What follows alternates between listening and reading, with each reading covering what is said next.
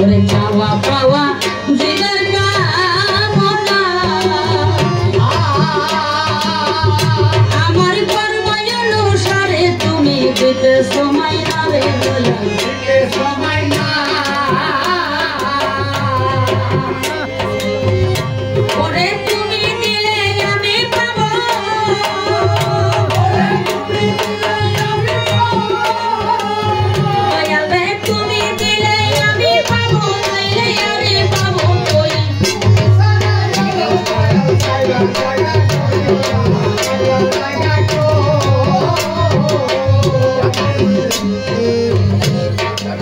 होठाते डालंगे कुछा आबार के होठाते भांगा करे के हो रास्त लाइले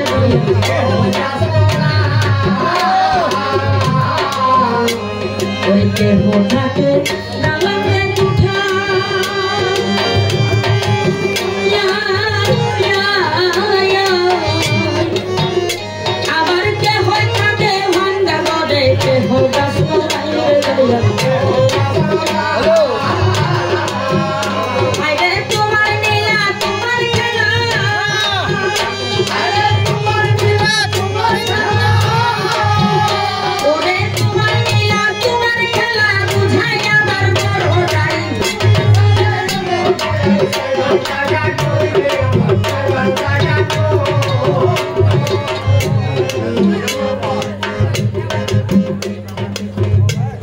সর্বজন এই আমার 2 নম্বর আসর নাম ধূসর গল্পকথা পরস্পর সবার ঠাই যা কিছু বলে গেছে ভুলি নেই কথা মনে আছে বলবো কথা নেছে আপনাদের কাছে বাবাজি দেখলাম লক্ষ্য করে আমার রাসূলের পক্ষ রেখে তার উকিল পক্ষ রেখে 2-4টি কথা জানতে চেয়েছিলাম ওনার কাছে এখন আমি বুঝতে পারতেছি না দয়াল যে সুন্দর ভাবে আমারে বুঝাইয়া গেলেন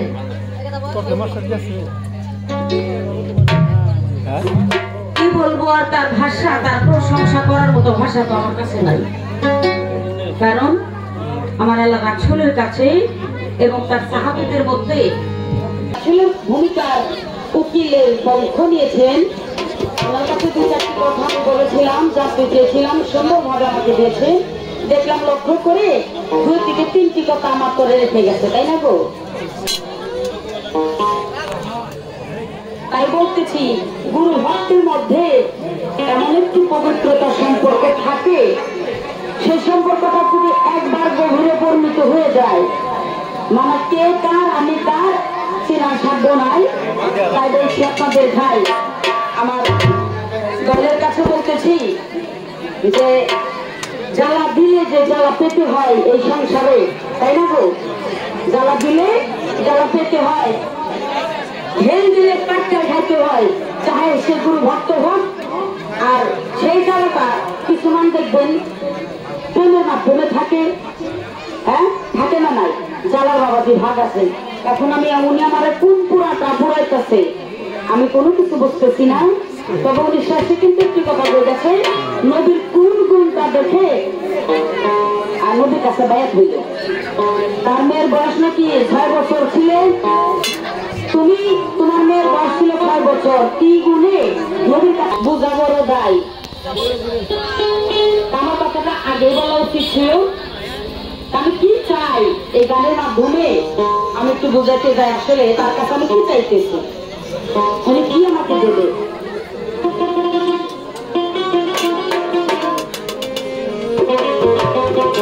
তুমি ভার খুলে দাও ও দয়াল আমি তোর দয়ার ভিখারি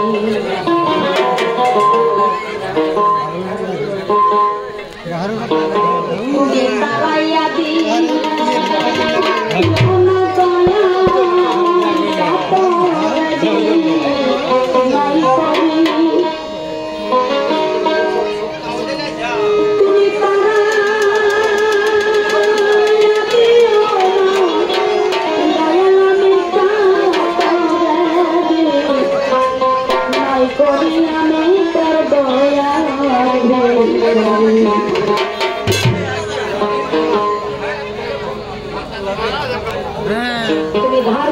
দাও,